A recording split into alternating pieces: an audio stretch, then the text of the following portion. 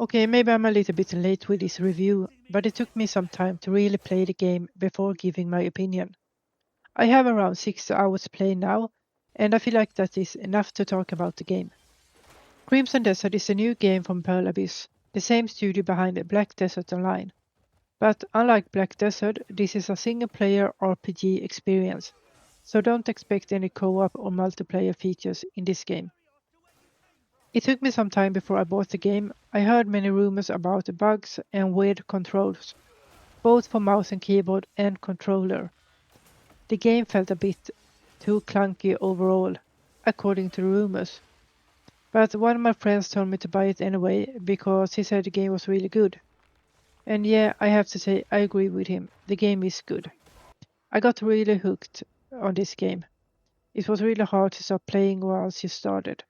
There is just so much to do. As a casual player, I felt a bit lost at first. You get a little bit overwhelmed on how much the game gives you to do. And the game does not really tell you what to do after the tutorial.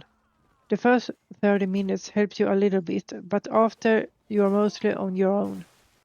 And this world is really big. At the start, I kept asking myself, what should I focus on? In games like this, it's usually smart to follow the main story, but Crimson Desert keeps throwing things at you all the time. It's either side quests, puzzles, crafting, or exploration overall. There is always something new to do.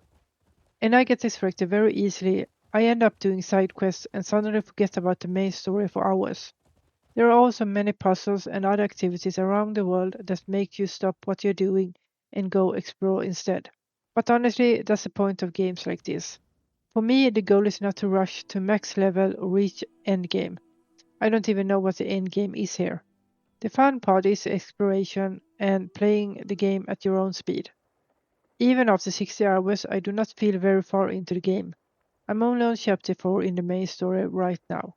But that is mostly because I spend so much time exploring and doing random quests and just running around in the world. So the story about the game is that you play a guy called Cliff, and you're a mercenary within the group Greymanes. The Greymanes live on the fantasy continent called Pivel. One night, the Greymans are attacked by a rival group called the Blackbears.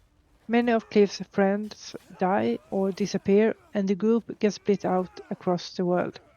Your main objective is to find the missing members and try to rebuild the Greymans. Also get some revenge on the Blackbears.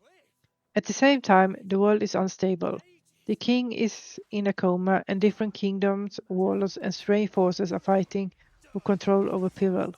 Now, if you want a deep story like Clair Obscur or Expedition 33, then maybe you should lower your expectations a little bit.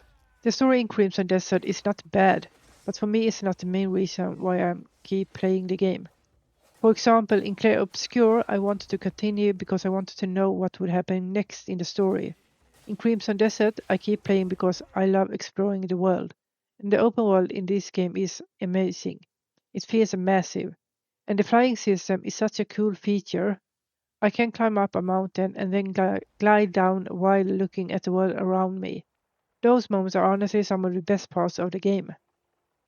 Of course, there is a lot of combat too. You still need to level up your character with skill points, gear, and upgrades.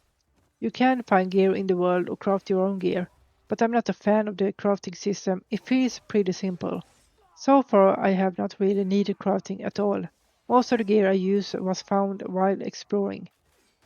I think if a game wants crafting to matter, it needs to make it important early in the game. Otherwise, it becomes one of those systems you only use when the quest forces you to do it. I think most of my crafting was only because the game told me to do it. I am not a huge fan of the food system. There are so many meals and buffs that it becomes too much for me as a casual player. It feels like one of those systems where you need to Google what food is best for your build.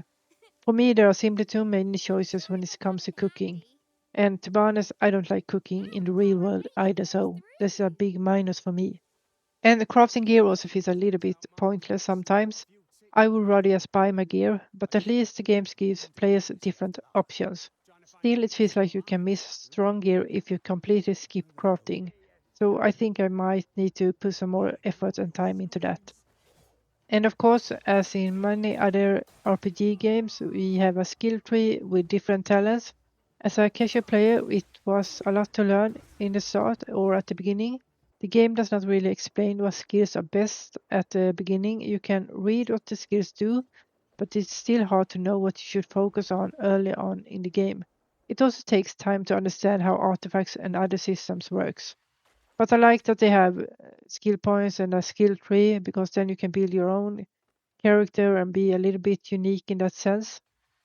But for me personally, the skill system or building my own unique character is not the main part for me in this game. Most of my hours in this game have been spent exploring and doing quests. For me, that is the best part of the games like this, and I think the quests are very well made. The exploration is one of the strongest parts of this game. Sometimes you find puzzles that you need to solve, some are hard and make you think for a while others are easier and more relaxing. It is a nice break from all the fighting and questing.